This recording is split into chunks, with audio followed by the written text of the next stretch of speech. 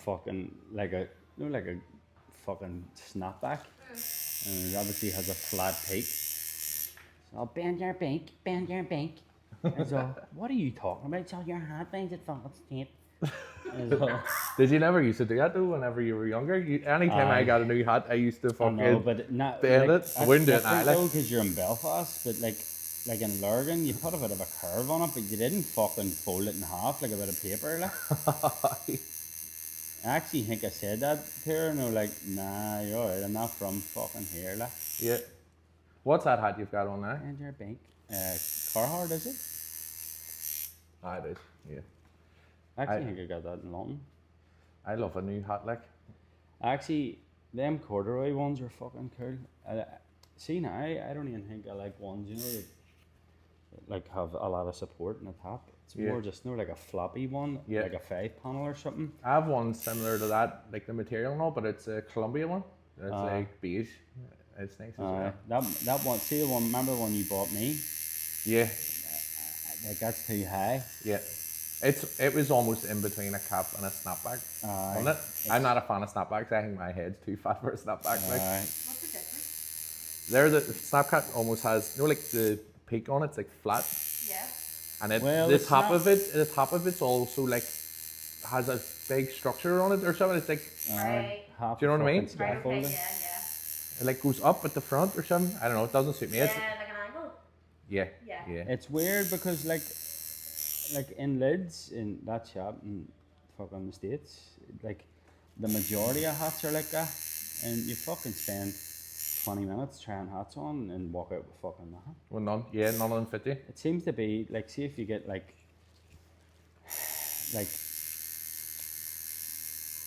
promotional things, you know, like if a tattooer's doing a hat or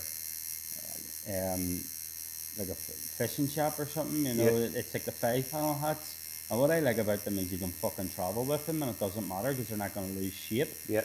Like I bought a hat there for Christmas and fucking had it in my carry-on the way home there, and it has a bit of fucking structure to the top of it, but I was freaking out in case it bent it, because once it's bent, it's fucked. I usually, if I'm going somewhere, I'll bring maybe 1 or 2 different ones with me in my bag, and I'll put them into my hand luggage, because if you put them into the R1, good. So you're carrying them with you. Alright, so 5-panel all the way. My hat collection would be huge, but my dog fucking. See if I sit in the sofa at night and maybe like doze off a wee bit watching something. He climbs up, right? He knows he'll not go near it until he knows I'm out cold. Like, see if I'm like dozing off and I'm a wee bit asleep, he'll not go near it. See, as soon as he knows I'm out cold, he climbs up, and he's a lump, like he's a small dog, but he's a lump, and he'll climb right up and sneak it off my head without me noticing, and he chews it to bits. Chews it to bits. What is it? Is it a pug? Is it a pug you have? Who, me? Aye. Oh, I thought you were talking there. No, it's a wee Frenchie, so it's similar to a pug, like. Wee Frenchie, yeah. Mine learned how to like get in between your toes at the gap and to pull from there instead of biting your toes. So then you'll know he's biting. He knows he's getting it. He knows how to pull it, right? Aye, or what as well, see if you're like doing the washing or. Mine is a German Shepherd, like, so you can't let him doing it. You can't, He still thinks he's hiding if he gets the gap. He'll see if you're doing the washing, see if he gets a wee sock or something. He runs right round and he'll fucking hide behind the table. No, like the only place in the room where you can't get him.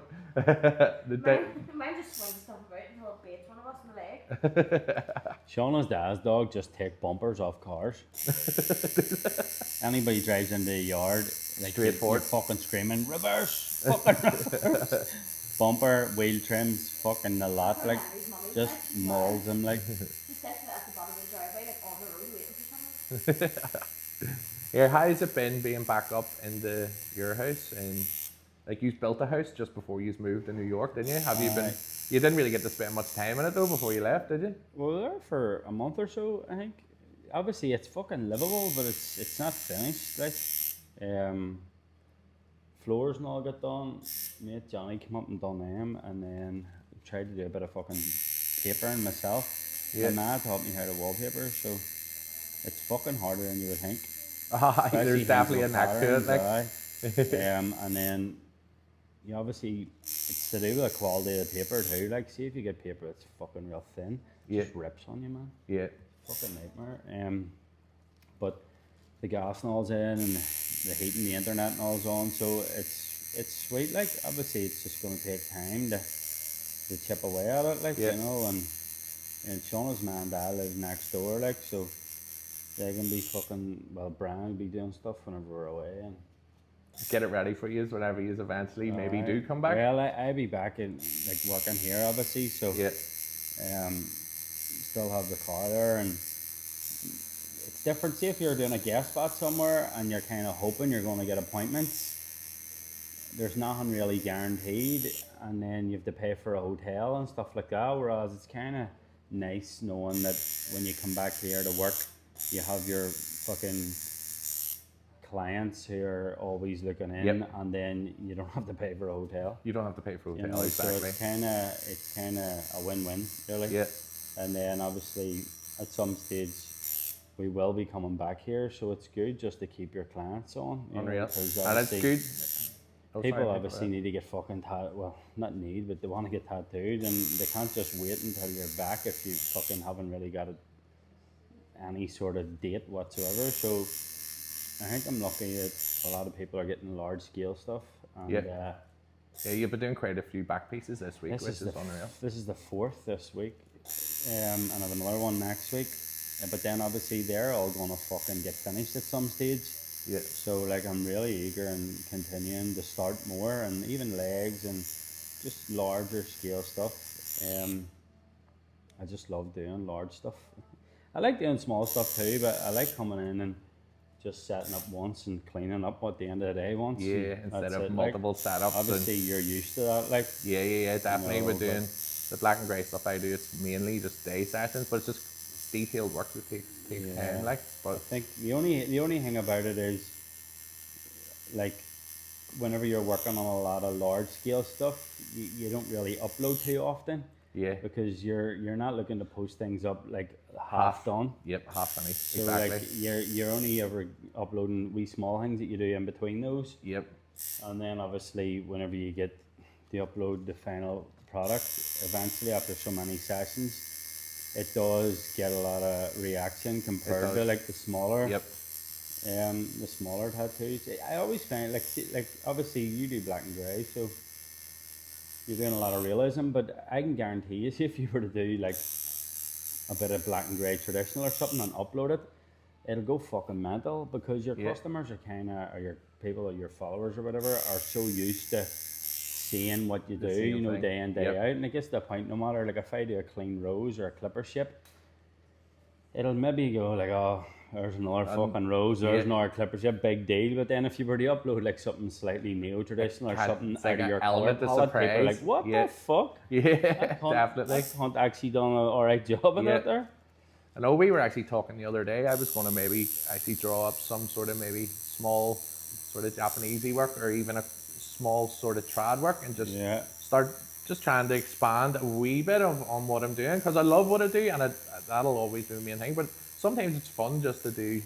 It's enjoyable to do something a wee bit out of your comfort zone. And like, Yeah. there's one of my sort of regular customers asked me recently for something that was more sort of coloured realism, and I was like, flip, you know, it kind of caught me a bit off guard, and I was like, do you know what, we'll go for it. And it was a smaller piece, so I was able to sort of take my time with it Enjoy and it. pick out the colours and ask a couple of questions to other artists that were in the shop at the time. And do you know what, it actually turned out like quite nice. I was surprised myself, you know, I've how it never. turned out. I think I've maybe tried one or two realistic Yeah. pieces in fucking the 10 years. Yeah, but then I never even actually uploaded it because I was like, I don't know if I want to get asked More for people more. to do it. Yeah, Aye. yeah, I think, you know, obviously whenever you first start tattooing, you just think you're fucking invincible and you can do anything. And the first guy I ever fucking tattooed, Mickey Ferrin, like, and legend, fucking let me destroy his calf. And then he was like, oh, he does lethal paintings. They're for fucking sale around Smith Street or Smithfield. He does like Bowie and, you know, biggest like McGregor and, you know, all big named and black and grey paintings. But Yep. he focuses a lot on realism, and he was like, oh, you could definitely do realism. And I was only tattooing about fucking 2 months. Like. And I started a fucking frog on his leg, And I bumped into him about 5 years ago, and he goes, "You still haven't finished that frog?" And I near fucking threw up when he showed me it. It was the worst thing. I was like, "Do not fucking show anybody that." Get him in and get it covered. I'd nearly get it in to get it covered or get it fucking lasered. Like, Jesus, don't be wearing fucking shorts. Unreal. Here, congratulations on your move to New York recently too. I was really excited for you. I know you were a wee bit nervous going because it was such a big move and a big change, but congratulations. It seems to be going well for you, and it's unreal to have you over for a guest spot as well. I know you were maybe going to do a couple of days here and a couple of days in Skull and Bones studio too, but there was just so happened there was a space here for you to come in. So it has been brilliant. I've really enjoyed this week having you over, man. I like it. I mean, it's just obviously, again, it's good to continue on work that I know I have sitting ready to be finished. Yeah. And it's brilliant to catch up with everybody and friends and family and just have crack. And then like, it's weird because like in the States, you do have a good laugh with people, but even just you alter the way you speak and stuff because they don't get your terminology or your slang or your sarcasm sometimes as well coming from that. here. The sarcasm doesn't really translate over there. You know, like even when people are walking into a shop and I go, "Well, what's the crack?" and they're like, "What?" They don't know. I'm like, "Fucking, hey, how's it going?" They probably think you're talking about actual crack. Do you want some crack? Yeah. You know, so I mean, just being able to relax and just fucking talk shit, I suppose. That's good. What have you loved about living in New York so far? The food and the sports, I think. We both, me and Sean, like. I think because there's such a big fucking immigration towards like America and New York and stuff from all countries around the world, like you have so much food from different places all over the world, you know. Like, I wouldn't be surprised if you went to an Indian up in West Belfast and not one person in it was Indian, you know what I mean? They're just doing it to make money. Yeah. Whereas if you fucking go over there, like there's a wee Mexican joint, the shop that I'm working in, El Ranchero, and it's just like walking into Mexico. Everybody in there is Mexican, they're all speaking Spanish and Mexican music on and Mexican TV on and all the artwork and the way it's decorated and the food's so fucking good. Like, it's really authentic. You've been going back there a few times, have you then? If you enjoy, you love Mexican food, don't you? It is my fucking favorite. I actually said to Shauna, like, I think it's my favorite restaurant in the world. Like, unreal. I fucking unreal. And you just found so it? Good. It's amazing. It's from here to fucking Castle Street away. From your house? No, from the shop. From the shop you're in. From the shop you're in. Unreal. City. If I ever come over to visit you, we'll have to go to it. Man. I love the Mexican food as well. Like, people here are all like, "Oh, I love Mexican. I fucking go to what do you call it? Boojum." And then like there's these things called birria tacos, and you get them with like lamb meat, and you dip them into like a broth before you eat them. Man, it's unbelievable. Maybe you drink the broth after you're done. Great. Unbelievable. And then the dessert, the tres leches. The day I got it, the first day I got it, I didn't know what you called it, and I came back to the shop and was all, got this thing called dos locha or something, and there was a guy working there or getting tattooed, and he was pissing himself laughing. He was Spanish or spoke Spanish. He couldn't believe that I fucked the pronunciation of it up. So it's called tres leches. It means 3 milks. Right. It's like a fucking saturated like cake in condensed milk, and it's just oh man, it's lovely. I'm not a huge dessert person, to be fair, but like say if I was going out to like a restaurant, like say you were on a date or you were out, and I'll always go for a starter and a main. See dessert, all I want is a bowl of ice cream. You know what I mean? Like, I'm not a fancy dessert person, but I would never ask for an ice cream because I don't want to seem like I'm a child. It's like get in and order chicken noodles and chips. Anyway, it's alright. So I just avoid desserts. But if somebody recommends stuff, then I'll always try it. Like, so if I come over, I'll definitely try some of that. 100%. Get a bit of the broth. And, the Mexican's great. The sports too, man. Like, I just love watching sports. Any sport, I love ice hockey, and then like it's like obviously we're in New Jersey City, and it only takes like 30 minutes on the fucking on the tube to get there. Yeah. And there you go. Even me saying 30 minutes, You know, that's me Americanized. And instead of half an hour. Because you go half an hour and they go, what's an hour? Yeah. You know, because they go hour, you know. Yeah. But, and then if you get the tickets like last minute, like you're getting the fucking NHL games for like a tenner. You know That's what I it? mean? Yeah, if you buy them Just if they haven't sold the seats, is that? Yeah, or people maybe season tickets and they can't go and they want to sell their ticket for that night just to kind of get something for it instead of wasting it. And it's for buttons, man. Like, it's fucking cheap. Like, it's probably cheaper to go to one of them games than it is to go to Belfast Giants. Like. Yeah. The Belfast Giants is a good night out too. You went to a couple, me and you went to one just before you left to go to New York. Yeah. But I've seen on your story you've went to a few since you've been over there. Yeah. Who was it you went? What team is it? Or have you went to a couple of different ones? Aye, so we follow the Devils, New Jersey Devils. Right. And then obviously whoever they're playing, you know, from all around the fucking the country. But we have been to Madison Square Gardens, but it was to see the Knicks. Right. But I'm not keen on basketball. Like, I'll watch it if it's on TV, but I'm not going to go out of my way to fucking watch it. Like, would it be more exciting for you anyway to go to an ice hockey game than it would be a basketball game? Oh, of course. Yeah? Yeah. I wouldn't go to Madison Square Gardens though because the Rangers play there and fuck the Rangers. I got back into New York now. I've seen a few videos in New York. Obviously all walks of life. Everyone's able to express themselves in whatever way they want really. What's the weirdest thing that you've seen in New York so far?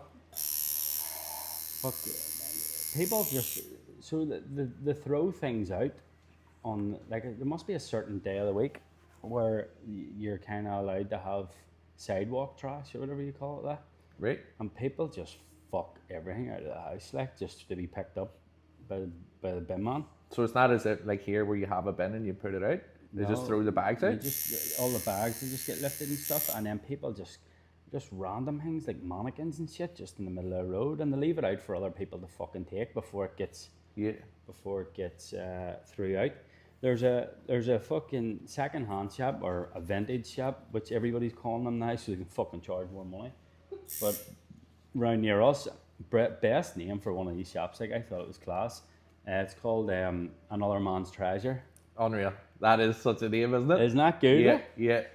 Fucking smart, like. It is. I seen a video that you'd posted up recently of a guy walking down the street, but he had two fold-out shirts strapped to his. I don't know if they were strapped to his feet, but his feet were on top of them, and he had two bits of string in his arms for walking, just crossing the road as if it was just another day.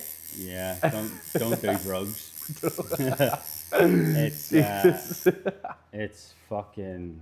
I mean, that I didn't see that personally. You know, I was on a page. I just shared it. Like, if you follow that page, it's like what in New York or what is New York or something. Yep. It's just wild. Like what people get up to. I'll have to give it a wee follow and see, because that video had me laughing. I was like, Jesus, what's going on over there? I know you've lived in a few different places over the years. I know you've been to Australia, Canada, you're now in America. Yeah.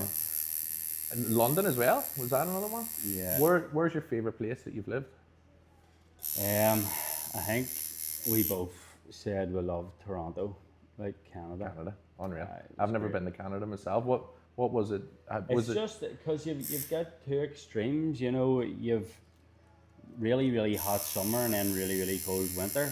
Yep. You know, and then like they turn all their parks into like ice parks basically. So like all the walking paths that you would do in the summer, they cover them in water and freezes and have zambonis. So you just rock up to a park with your ice skates and you just skate around the park, like around forests. And it's unreal, man. That sounds good. It sounds unreal, but I'm not an ice skater myself. Like, I've been to Dundonald once or twice, even when I was young, and it was a bit smaller. It was a bit smaller. I felt like I wasn't too bad. I went a couple of times when we were younger, and then I'd actually went.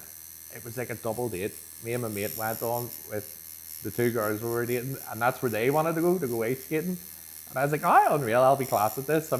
But maybe it had been like 10 years from I'd been before, and I'd never felt more uncomfortable in my life. Just wasn't confident on it at all. Fucking dangerous, like. I just felt like if I fall and hit the ground, it's going to hurt. You definitely fucking, like, because they do the free ice skating in Bram Park around Christmas time there at Yeah. the wee market. Yeah. Me and Sean will go in on Sunday, and like, I don't know how they let people on it without a helmet, like, you know, because people just fucking. I suppose even here you don't have to wear a helmet. I know. Yeah. It's weird. Like, I don't know. Anything It's else, fucking like if you're dangerous. skateboarding or flipping, even scooters and flipping whatever, anything like that, people are helmets and elbow pads and knee pads and everything. But ice skates, you just go, there you go, work away. You've never had a pair of ice skates on your feet before in your life. Good luck. If you didn't tattoo, what other career path would you see yourself doing? Oh fuck. I'd love to fucking fish full time. To be honest with you. Would there be a big sort of option to do a career in that? Maybe more in America than here, do you think? Well, it just depends where you live, I suppose. You know, like there's a lot of boys around the west coast and all that guide, work for boys and go out in a boat and guide tourists and stuff around.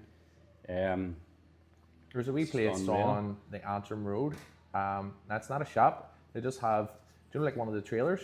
Yeah. And they go out fishing most of the week, and then on a Wednesday and a Thursday, or else it might be a Thursday and a Friday, 2 days a week, they pull up on the Antrim Road outside where Cassidy's used to be. Sell with the cod. And they sell what they call it. They get catch it all from our glass, and it's the nicest fish you can get. See if you get. We were talking about like haddock and cod and stuff. Haddock's probably the favourite fish I would get to eat. Same. See when you buy one from them, it's this size, Massive. big, massive fish. You feed about 4 people.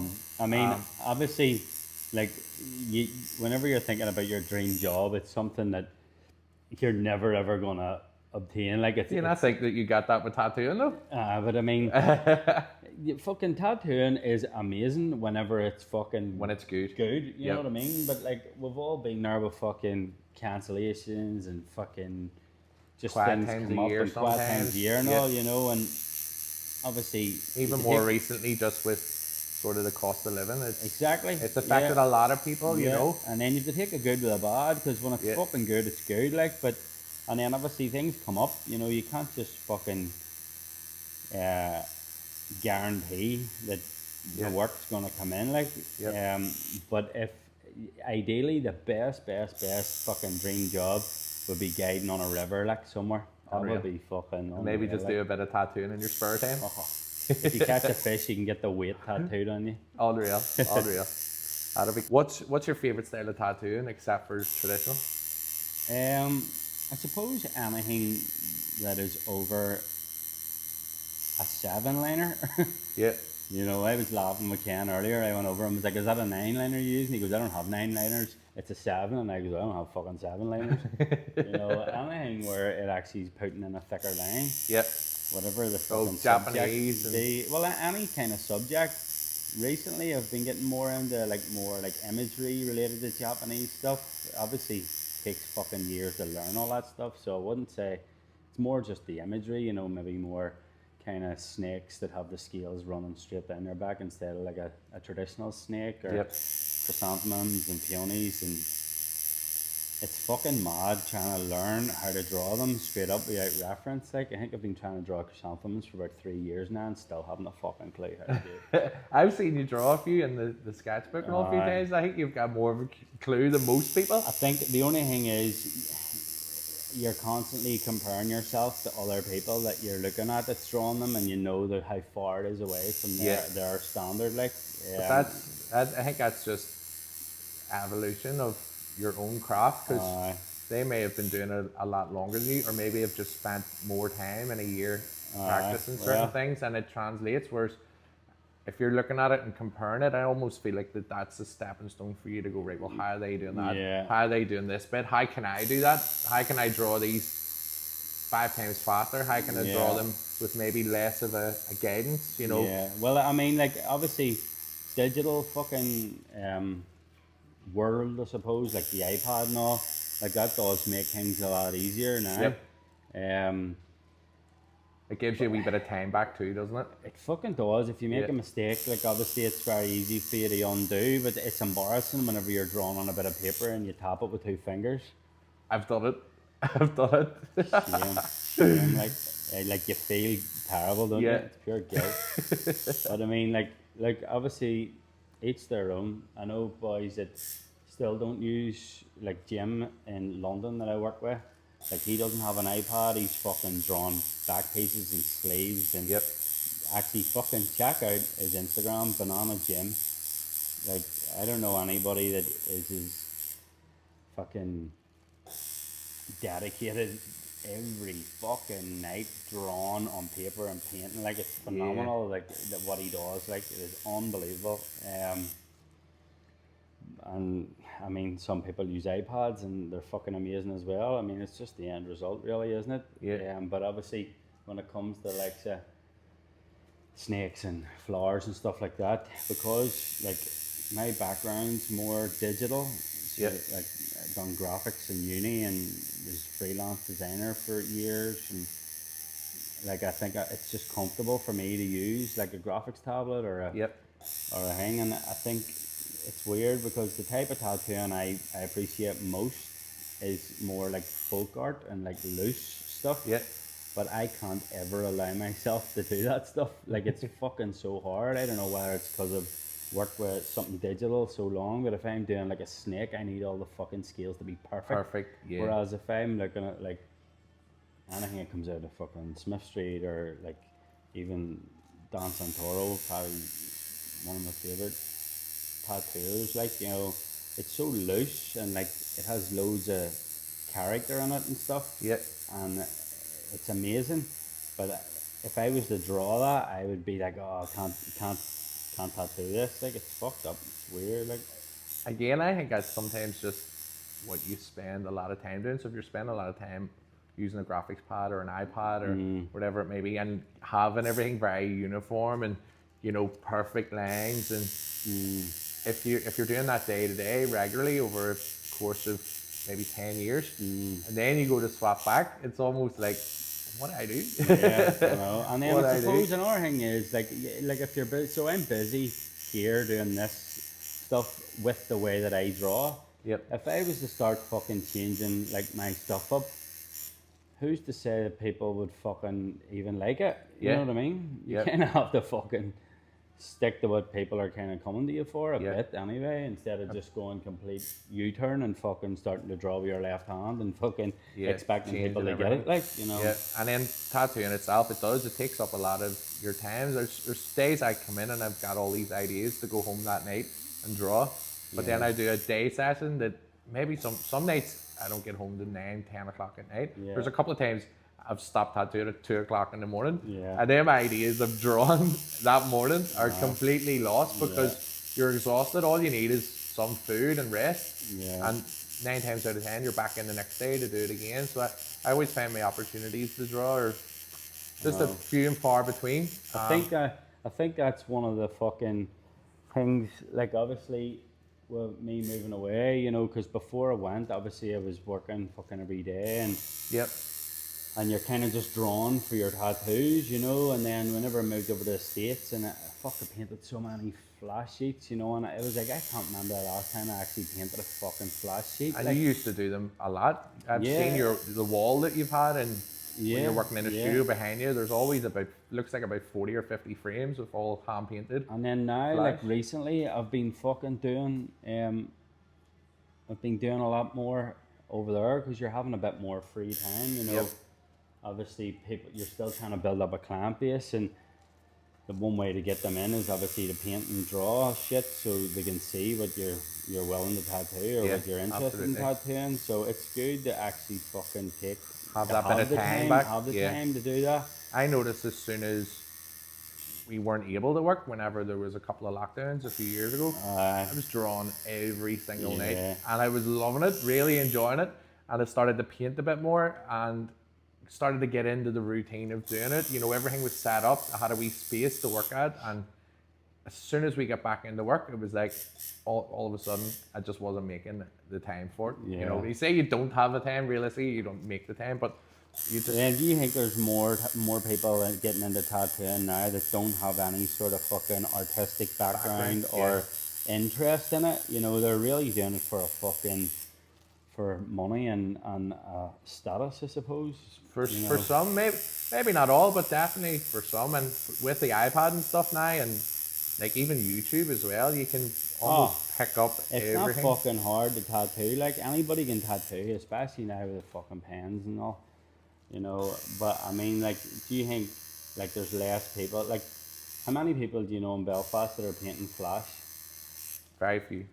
Very You few. know, like I could name one hand people. That, Yeah, I do know a few, and I usually buy their prints, and I'll, you know, seeing, I love hand painted art. There's even a couple of realism artists that I like from sort of the UK and Scotland, and they do some oil paintings and, you know, black and grey, sort of different mediums in black and grey. And Yeah. anytime I've seen them at shows and stuff, I always make sure to buy a piece of their art because it's their creative mind that you like. You know, the tattooing's one side, but if you're seeing what they're doing in the background, yeah, to sort of improve their skills all around. You know, I think when you get better at one, it sort of translates into the other as well. You know, I mean, so like, this is another thing too. Like, fucking, it's weird because whenever you travel, obviously you're meeting people and you're seeing what way they're approaching things and stuff. So that shop that I was guesting in the other week there over in Brooklyn, Ghost Note, Yeah. and they were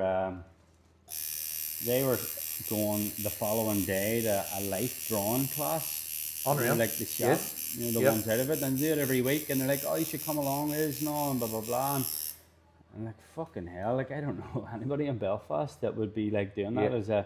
as a shop, or not even as a shop. I don't know any other people that would just go and like do an art course Yep. just to fucking better their thing. It's Yep. weird, isn't it? Like, Yeah.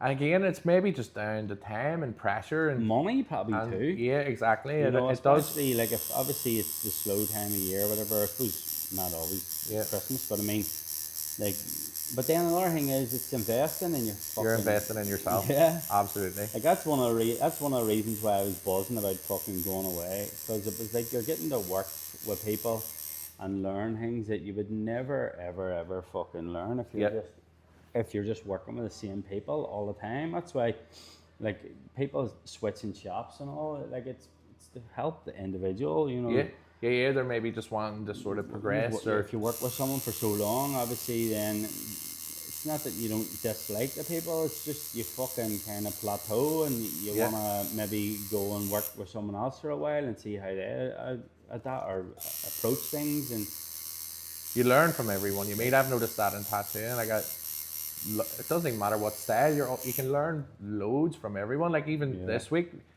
you've been here for what, 5 days this week, and you like started farting a lot.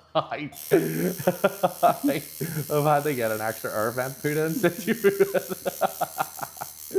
Oh, I've definitely learnt a lot in this week. I know we've worked alongside each other before, but being in, and it's been me and you just in a couple of days. We've been pickling each other's heads Couple about of things. Probably me fucking- pickling your head more than Couple the of opposite. dinner dates and a fucking proper bromance. Yeah, absolutely. The Indian we went to the other night. Unreal. Whew, it was lovely, wasn't Aye, on the way out. it? You sent me a message.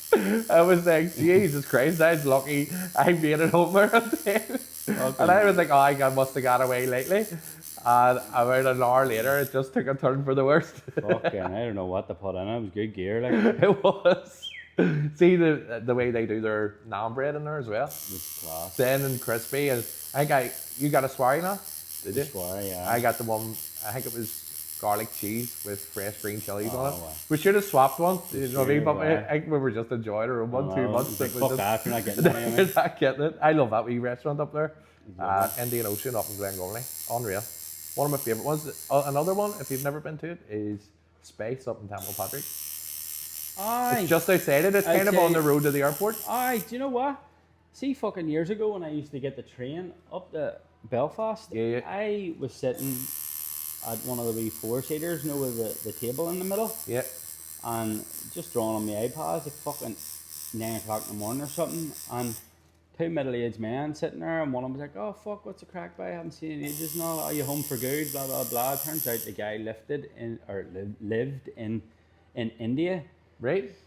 And he goes, I've been home fucking good while, blah, blah, blah. And he goes, do you do all your own, or do you miss the food and stuff? And he goes, but I do a lot of my own cooking and all. And he goes, all right. And he goes, but here, have you tried many Indians around the north, like? And he goes, oh, I fucking load them. Some of them are shite and some of them are really good. Yeah. And he said, what would be your fucking best one? And he said that one. Oh, yeah. Here, That it is one. good.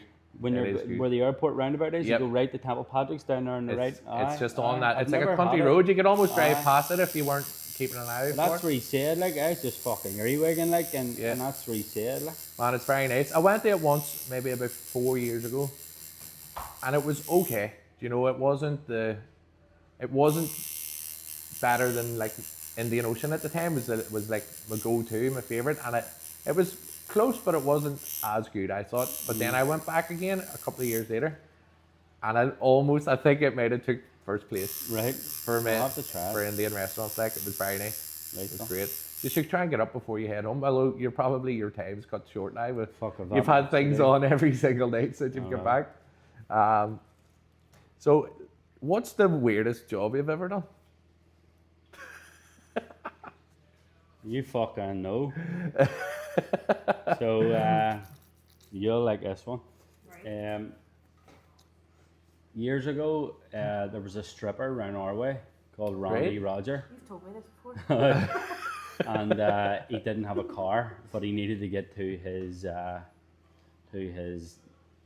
shows, I suppose. So I had to drive him to his shows and throw the baby oil at him. And he caught the bottle and poured it all over his lovely pecs. And then Was that all you had to do? Just yeah, pass the yeah. baby oil? Yeah, it was good money, man. Good money. Sounds like a Diddy party. There's just 1,000 bottles in the boot of the car. Everything has a price. Yeah, fuck. How long did you do that for? It wasn't that long. Like. It was only, I don't think I only done it like the maybe 4 gigs or something. Right, okay. Yeah. But And it it was paid just, well? it was more like, it was like a mate of a mate, like we knew him, and then he was like, fuck, I didn't know where to get here, and obviously I had nothing on, and I had You're a like- car. I was like, I'll run you up. And Sign then, me up. thinking it was only a drive, I sat Yeah. out in a car park, and he's all, come on in, and you're just sitting there, and he's all like, throw me the bottle, and I'm like...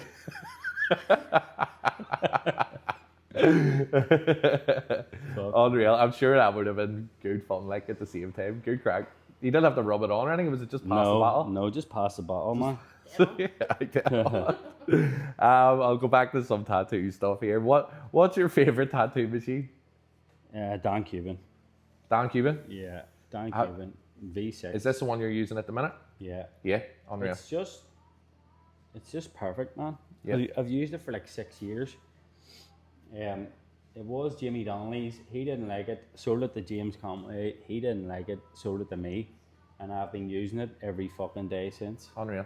It's unreal. Is your one the V6? Did you say? V6. I think I V6. have the V7 there, but V7, yeah. I haven't really used it that much because I I had the don't do V- much line work and stuff. I know you can use it for Man, it's black and fucking grey and unreal. packing as well, but I think I've just been enjoying using. I'm using the Bishop one, and I have the Flux Max as well. It's just slightly different strokes, so I've been jumping between sort of the wands and the Flux Aye. Max. Well, that was the Flux was the one you got off. Yes, me. I actually did. I bought that Aye. off you. So yeah. I liked that. I really did, and I was using that for fucking colour work. So Yeah. it was always Dan Cuban, and I was using the pen. But then the only thing is, because I was going to be using the Dan Cuban whenever I was away traveling, I didn't want to have to set up a fucking clip cord and a power supply, Yep. and then have to wrap a fucking wireless machine and charge the batteries and stuff. I just wanted to do everything with coil or with a clip cord machine. Yeah. So at the minute, I'm running, today I'm running that as a fucking colour packer because I've no lines to do. But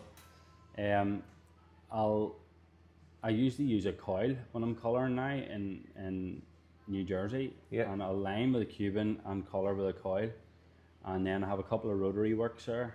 The black rotary works I bought off you. Yes, you bought last that time one I was off home. me. I never really used it that often. Like, That done the rounds, that machine. That was mine, and I sold it. you sold it so it was yours. You sold it to Owen, who worked for me at the time, and then Owen didn't really use it that much. So then I bought it off him because I had the the rotary works, the main one, and then that was the shader. Yeah, different. So I strokes. just bought it so I could have the pair. Yeah. I just sat there. And then I bought it off you. And then last you time bought I it was back home. off me, Aye, so it's done a it full circle. circle. Yeah. So I've got that, and then I have the bigger stroke rotary works as well. Yeah.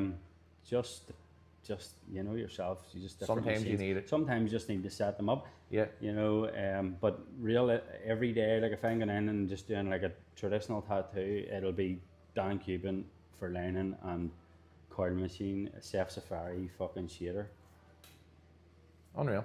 I think I've That's us. got that used to using the pen machines now that it's hard to swap back to a foot pedal and a clip cord and everything. It just seems like it's just all extra. But I've been using the sort of pen look at the style machines for a long time now. But I'm gonna set it up because I got the V7 out the other day, and I'm gonna set it up and start doing some lines on. I'm just gonna use the real skin and just get used to the feel of that machine in my hand and get used to the weight change. And that's the only thing. It's just because obviously you can go every direction with a pen. Yeah. And then obviously because you're doing soft shading, you're using it right and light. Yeah. Whereas a lot of times you kind of have to fucking, not bury the needle, but you're fucking supporting, and you know, it's completely different type. Slightly different it's more approach. The style of tattooing than the machine you're going to want to get used to. Definitely. Who's your favourite tattoo artist? Or even top 3? Top 5 if you want to, but who would be your number 1? I'll take it in a second. Just hold it. Dan Santoro, man, I love his fucking style. I just love how loose it is, and I think the fact that he fishes too is just like, that guy's living a dream, like. Yeah, he's living your dream a bit, is he? Yeah.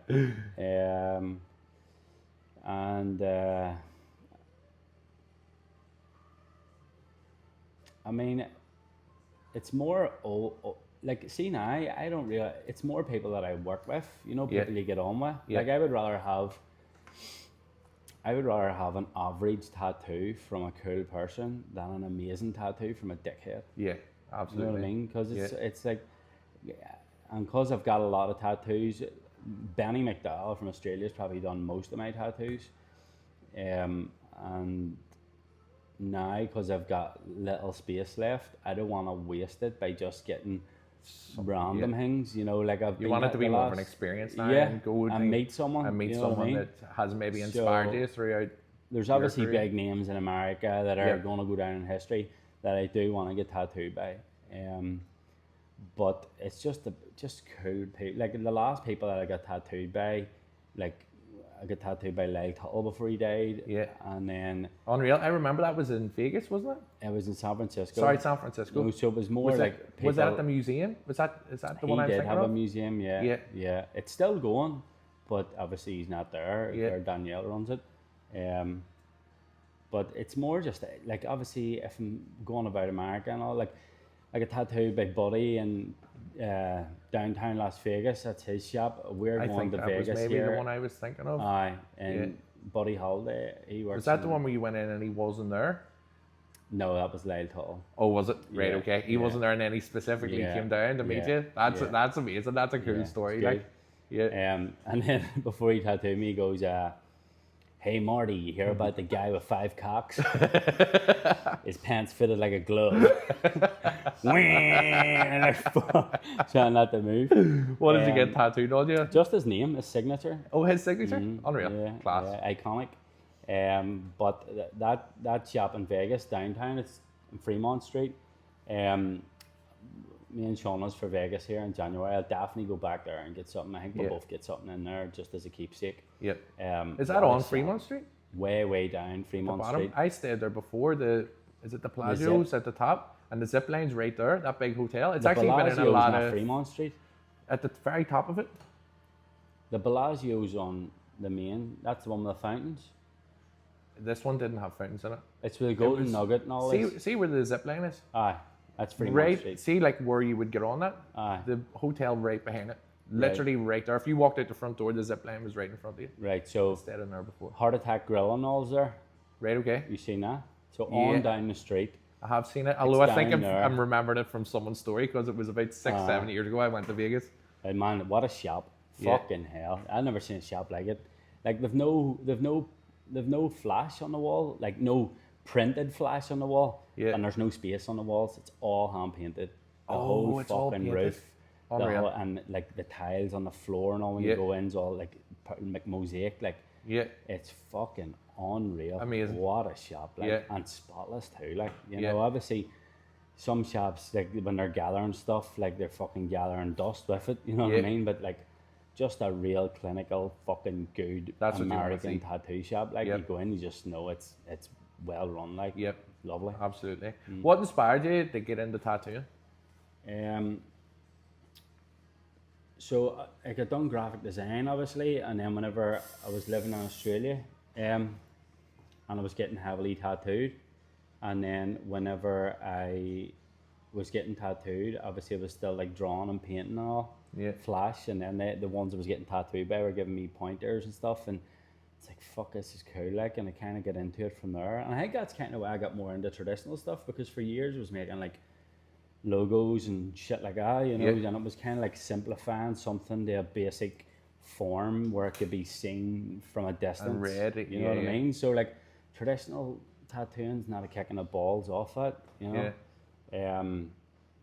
I just like how fucking simple things are, I suppose, Yeah. and like I like just being able to know what something is. What from was far what was away, like your first sort of your first toe into tattooing? How did you just wake up one morning and go, I'm gonna get into tattooing, or did something cross your path, or what? Or like obviously like doing A level and GCSE art and stuff. So it and was a thought from that age. not from that age, but No. obviously you always like you probably got it too. When you're drawing at that age, and all people are going, "Oh, you should get into tattooing and all." And back Yeah. then, you didn't really know what a fucking tattoo was. Yeah. It was just like tribal. You know what I Yeah. mean? Some fucking paramilitary guy up the street was fucking knocking it out in his shed. It was a wee bit more Yeah. frowned upon back then, though. It Like, wasn't really a fucking like you didn't understand what an actual good tattoo was. yeah, But from going over to Australia and actually understanding like fucking a traditional tattoo and a Japanese tattoo and Yeah. pointillism tattoo, you know, and you seen all the things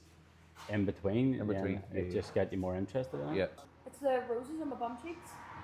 Big Here. red roses. Can't miss them. Head forward, your hair keeps going into Peter, how did you manage to sit after that? I didn't. And here. He lifted me home when I was like crying. hover over the bog. I went and done a shift after it and all. I thought you said So did I. I thought you said shit.